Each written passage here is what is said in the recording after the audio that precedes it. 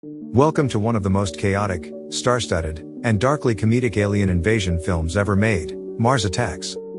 Tim Burton's 1996 masterpiece of satirical destruction. Based on the infamous 1962 Topps trading card series, this film is a glorious, no-holds-barred homage to 1950s B-movies, where the Martians are not misunderstood explorers, but gleeful, cackling psychopaths with laser guns. Get ready to explore the twists, the turns, and the sheer, unadulterated absurdity of a movie that gleefully wipes out its entire A-list cast. This is a story where diplomacy fails, the military is useless, and the fate of humanity rests on the shoulders of a few unlikely survivors. The film begins with the entire world in a state of simultaneous panic and excitement. A massive fleet of flying saucers from Mars has entered Earth's orbit, surrounding every major city. In the White House, President James Dale, played by the incomparable Jack Nicholson, is advised by his top staff, the hawkish General Decker and the diplomatic Professor Kessler.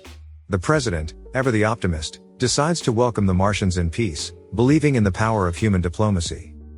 The Martians themselves are instantly iconic, small, big-brained, green-skinned creatures with perpetually visible skeletons and a high-pitched, unintelligible language that sounds like ack. Their technology is advanced, their intentions are unknown, and their faces are hidden behind a permanent, unsettling grin.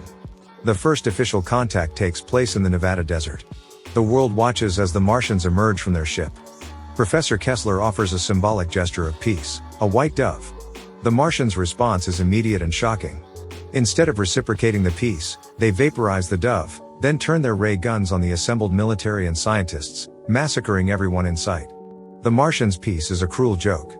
The film establishes its central, dark theme. These aliens are not here for conquest or resources, they are here for fun. They are nihilistic tourists of destruction. Following the massacre, the Martians launch a series of coordinated attacks across the globe. Tim Burton gleefully uses this opportunity to satirize and obliterate various symbols of American power and celebrity. In Washington, D.C., the Martians destroy the Washington Monument and the Capitol building. First Lady Marcia Dale, played by Glenn Close, is crushed by a falling chandelier in her own home, a darkly comedic end to her shallow existence. The Martians invade a celebrity talk show, hosted by the vain Natalie Lake, played by Sarah Jessica Parker. In a truly bizarre and unforgettable sequence, the Martians use a device to remove Natalie's head and attach it to the body of her tiny chihuahua, a grotesque and hilarious act of alien vivisection. Her boyfriend, the intellectual Professor Kessler, suffers a similar fate, his head placed on a Martian body. The military, led by the increasingly desperate General Decker, attempts a counterattack, but their weapons are useless against the Martian shields. The Martians continue their reign of terror, their laughter echoing across the airwaves. The Martians even infiltrate the White House, disguised as a beautiful woman, only to reveal their true form and attempt to assassinate the president.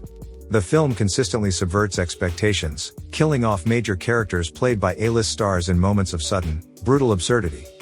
As the world descends into chaos, the narrative shifts to the few, seemingly insignificant characters who manage to survive. We follow the journey of Richie Norris, a slacker from a retirement home in Kansas, and his nearly deaf, music-loving grandmother, Florence. In a sequence that highlights the film's dark humor, the Martians attack the retirement home.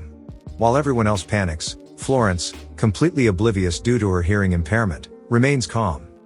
Meanwhile, President Dale, having survived the White House infiltration, attempts a final, desperate plea for peace.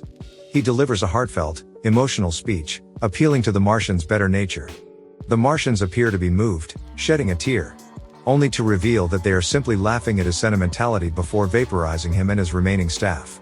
The film makes it clear, there is no reasoning with this brand of evil. The tide finally turns in the most unexpected way. Richie Norris, trying to comfort his grandmother, puts on her old country music records. The song, Indian Love Call by Slim Whitman, is a high-pitched, yodeling tune. The sound waves prove to be the Martians' Achilles heel. The music causes their massive green heads to explode in a shower of goo and brain matter. The world discovers the secret weapon, high-frequency, yodeling country music. Broadcast across the globe, the music becomes the unlikely savior of humanity, causing the Martians to spontaneously combust in a wave of comedic gore. The remaining Martian fleet crashes, and the invasion is over. The film concludes with the few survivors picking up the pieces. Richie Norris and his grandmother, the most unlikely of heroes, emerge from the wreckage, ready to face a world that has been utterly transformed. The film's final message is a cynical, yet hopeful one: the sophisticated, the powerful, and the beautiful were all wiped out, leaving the simple, the overlooked, and the genuinely kind to inherit the Earth. Mars Attacks is a brilliant piece of cinematic satire. It uses the framework of a B-movie to deliver a sharp critique of media sensationalism, political ineptitude, and the human tendency to overcomplicate simple problems. It's a cult classic that proves that sometimes, the most effective weapon against overwhelming terror is a good, old-fashioned, high-pitched yodel.